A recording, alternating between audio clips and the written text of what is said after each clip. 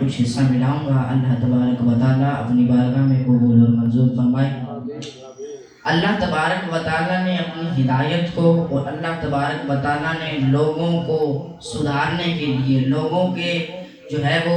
کردار کو چینج کرنے کے لیے اور لوگوں کو ایک وہ زندگی گزارنے کے لیے اور انسان کو وہ انسان بنانے کے لیے جو خدا چاہتا ہے، انبیاء کو مبعوث فرمایا۔ اسی ہدایت کو لے کر کبھی آدم صفی اللہ آئے، اسی ہدایت کو لے کر کبھی موسیٰ کلیم اللہ آئے، اسی ہدایت کو لے کر کبھی عیسیٰ روح اللہ آئے، اسی ہدایت کو لے کر کبھی ابراہیم خلیل اللہ آئے، اسی ہدایت کو لے کر کبھی اسماعیل ذبیح اللہ آئے۔ الغرض نبی آتے رہے، خدا کا پیغام لوگوں تک پہنچاتے رہے، لوگوں کو خدا کی توحید کا درس دیتے رہے، لوگوں کو خدا کا پیغام سناتے رہے۔ پھر حضور علیہ السلام پر سلسلہ نبوت ختم ہو گیا، آپ آ گئے خاتم النبیین۔ اب آپ کے بعد نبیوں کا آنا ممکن نہیں، تو جو اللہ تبارک و تعالیٰ نے اپنی ہدایت کو اور اپنی بندگی کو اور لوگوں کو سدھارنے کے کام کو اور اپنے اس عمل کو نبیوں سے منسوب کر دیا تھا، اب اللہ نے اس کو ولیوں سے منسوب کر دیا۔ اب اللہ تبارک و تعالیٰ کی ہدایت لے کر، اللہ تبارک و تعالیٰ کا پیغام لے کر اور لوگوں کو سدھارنے کے لیے اللہ نے درجہ بدرجہ ولی بھیجے،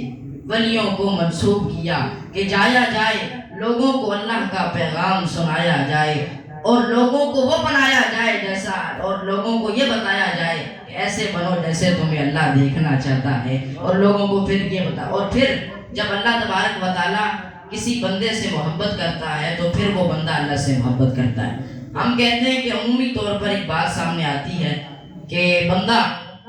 اللہ سے محبت کرتا ہے اور پھر اللہ اس سے محبت کرتا ہے، لیکن بندہ اللہ سے محبت اس وقت تک نہیں کرتا جب تک اللہ اس کو چن نہیں لیتا۔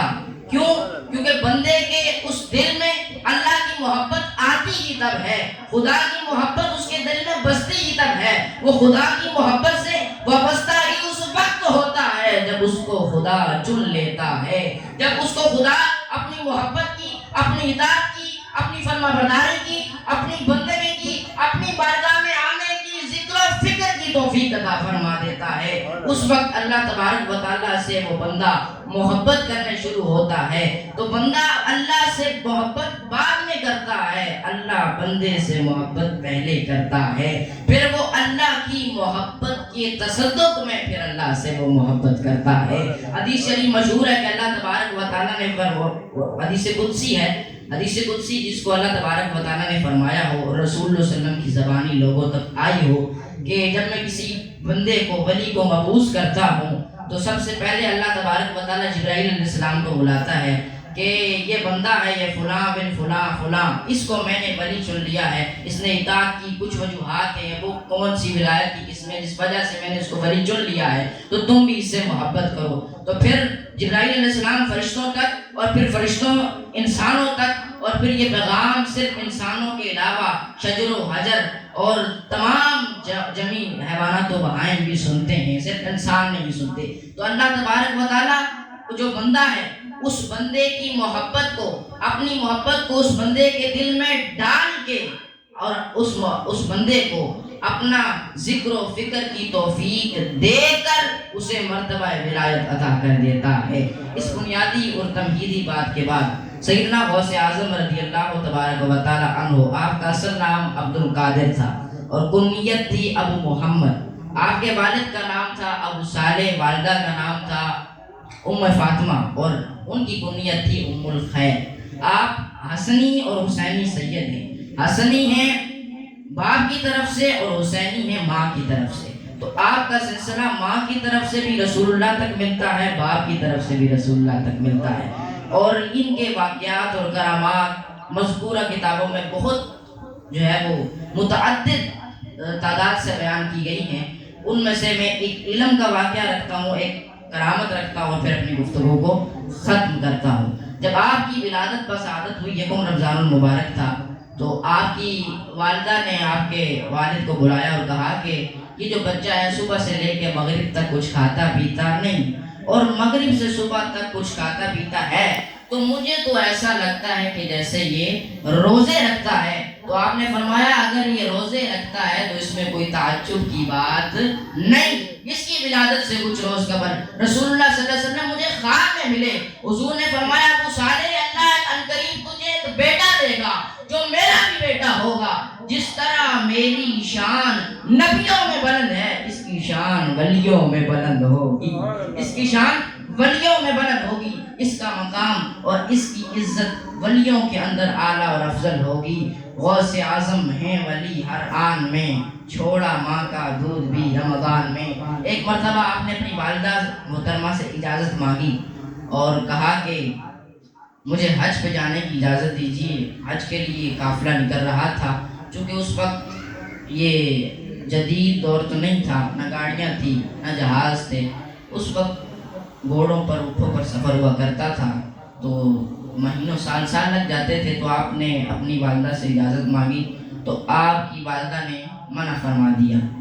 تو چونکہ انہوں نے آگے سے کوئی رد عمل تو پیش نہیں کیا، لیکن دل میں تڑپ ہو گئی اور دل میں جو ہے وہ خانہ کعبہ کی محبت کا درد تھا، اور پھر وہ نیکوں کی اولاد بھی تھے، تو دل میں وہ طلب لے کر بیٹھ گئے۔ اور جس دن قافلہ گزرا،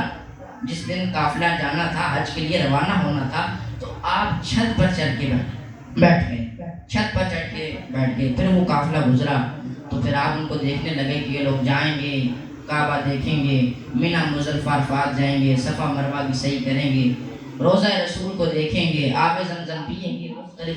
اور پھر جب قافلہ گزر چکا تو قافلے کی دھول سے آپ کی آنکھوں میں قافلے کی دھول چلی گئی، تو جب آپ نے اپنی آنکھوں کو صاف کیا تو آپ کے سامنے غوث پاک فرماتے ہیں کہ اب جب میں نے اپنی آنکھوں کو سامنے صاف کیا تو نہ میرے سامنے قافلہ تھا نہ قافلے کی دھول تھی، کعبہ میرے سامنے تھا۔ اللہ تبارک و تعالی نے فرمایا تو عبد القادر ہے، میں القادر ہوں، تو نے ماں سے اجازت طلب کی کعبے آنے کی، لیکن ماں نے اجازت نہیں دی، لیکن تو پیارا ہے، تو کعبے نہیں آ سکا، میں کعبے کو تیرے پاس بھیج دیتا ہوں۔ تو اللہ تبارک و تعالی نے اتنی شان و منزلت عطا کی، اور پھر اس پر اعتراض ہو سکتا ہے کعبہ کس طرح آیا، فزیکل آیا، غائب ہو کر آیا، تو اس اعتراض کا جواب یہ ہے، مسلم شریف کو اٹھائیں کہ جب رسول اللہ صلی اللہ علیہ وسلم معراج کی رات اللہ تبارک و تعالیٰ کے جلووں کا نظارہ کر کے آ گئے تو پھر کفار نے سوال کیے اور آپ سے مختلف علمی عقلی سوال کیے، تو حضور علیہ السلام نے کیسے وہ جو ہے وہ مسجد اقصی کے متعلق سوال کیے، تو حضور علیہ السلام تو انبیاء کو نماز پڑھانے گئے تھے، لیکن جب انہوں نے سوالات و جوابات کا سلسلہ شروع کیا تو حضور علیہ السلام پر غم طاری ہوا، تو اللہ تبارک و تعالیٰ نے مسجد اقصی کو اٹھا کر کے اپنی جگہ سے مصطفیٰ کی آنکھوں کے سامنے رکھ دیا، بولا اے حبیب دیکھتا جاؤ ان کو بتاتا جاؤ، دیکھتا جاؤ ان کو بتاتا جاؤ، اس میں کیا جس طرح مسجد اقصی آئی تھی اس طرح یہاں کعبہ غوث پاک کے سامنے آ گیا۔ اور پھر امام ابن الجوزی وقت کے بہت بڑے امام، اور آپ تاریخ کو اٹھائیں، کتب کو اٹھائیں، جب ان کا مطالعہ کرتے ہیں تو ان کی علمی وسعت اور علمی مقام اور علمی ذہن، یہ تو بندہ ہے جو علم والا ہے اور ذرا سی بھی دانائی اور حکمت سے وابستہ ہے، اس سے پوشیدہ نہیں۔ آپ غوث پاک کی محفل میں اور آپ کی مجلس میں حاضر ہوئے اور بیٹھ گئے تو غوث پاک رضی اللہ تبارک و تعالیٰ نے قرآن کی ایک آیت کی تفسیر شروع کی اور قرآن کی آیت کی تفسیر مکمل کر دی، پہلی کی۔ تو آپ کے جو شاگرد تھے انہوں نے کہا یہ تفسیر آپ کو آتی ہے، اور انہوں نے کہا مجھے آتی ہے۔ اسی طرح دوسری کی، انہوں نے کہا جی یہ بھی مجھے آتی ہے، تیسری، چوتھی، پانچویں، چھٹی، ساتویں، آٹھویں، اس طرح کل غوث پاک نے 12 تفسیریں فرما دی اس آیت مبارکہ کی، 12۔ تو آپ کے مریدین اور شاگردین جو بیٹھے تھے انہوں نے آپ سے سوال کیا کہ کیا یہ جو تفسیریں بیان کی گئی ہیں اور جو قرآن کی آیتوں کو کھول کھول کر